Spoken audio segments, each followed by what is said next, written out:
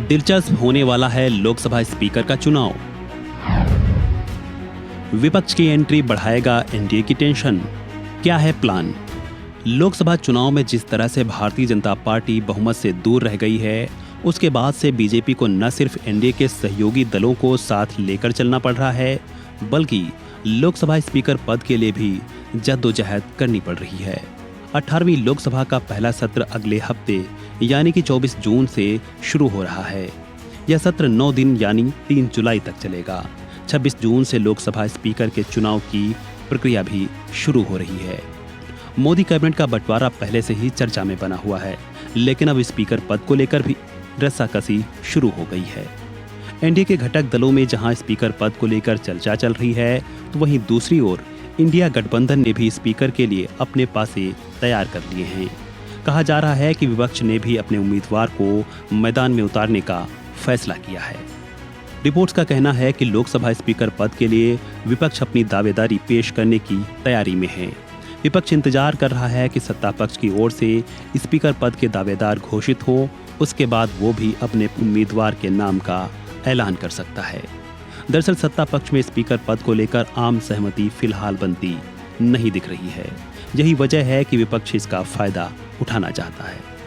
अगर आम सहमति के बिना स्पीकर के उम्मीदवार का ऐलान किया जाता है, तो विपक्ष भी अपने उम्मीदवार को उतारेगा और इसको लेकर सहमति बनाने की वह कोशिश भी करेगा।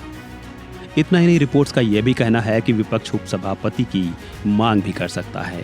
विपक्ष की ओर से चेतावनी दी गई है कि अगर डिप्टी स्पीकर का पद नहीं मिलता है, तो वह स्पीकर पद के लिए अपना उम्मीदवार उतारेगा और उसके बाद वोटिंग से ही इसका फैसला होगा। डिप्टी स्पीकर का पद विपक्ष को देने की परंपरा रही है। 16वीं लोकसभा में एनडीए में शामिल रहे अन्ना द्रमुक के थम्बी दुरई को यह पद दिया गया था, जबकि 17वीं लोकसभा में किसी को भी डिप्टी स्पीकर नहीं बनाया गया।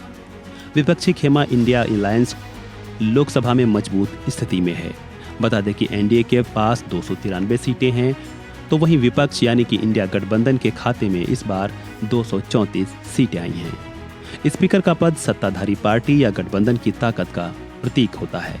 वहीं लोकसभा के कामकाज पर स्पीकर का ही कंट्रोल रहता है, जिसके चलते स्पीकर का पद काफी अहम हो जाता है। संविधान में स्पीकर के साथ डिप्टी स्पीकर के चुनाव का भी प्रावधान है, जो स्पीकर की गैर मौजूदगी में उसकी ड्यूटी को पूरा करता है। माना जा रहा है कि ओम बिरला को स्पीकर बनाने के साथ बीजेपी की आंध्र प्रदेश अध्यक्ष डी पुरंदेश्वरी को लोकसभा उपाध्यक्ष बनाया जा सकता है। हालांकि इसको लेकर अभी कोई कंफर्मेशन नहीं है। बहरहाल देखना होगा आगे क्या कुछ सामने आता है। फिलहाल इस वीडियो में इतना ही। खबरों से जुड़े अन्य अपडेट्स के लिए बने रहें वन इंडिया हिंदी के साथ।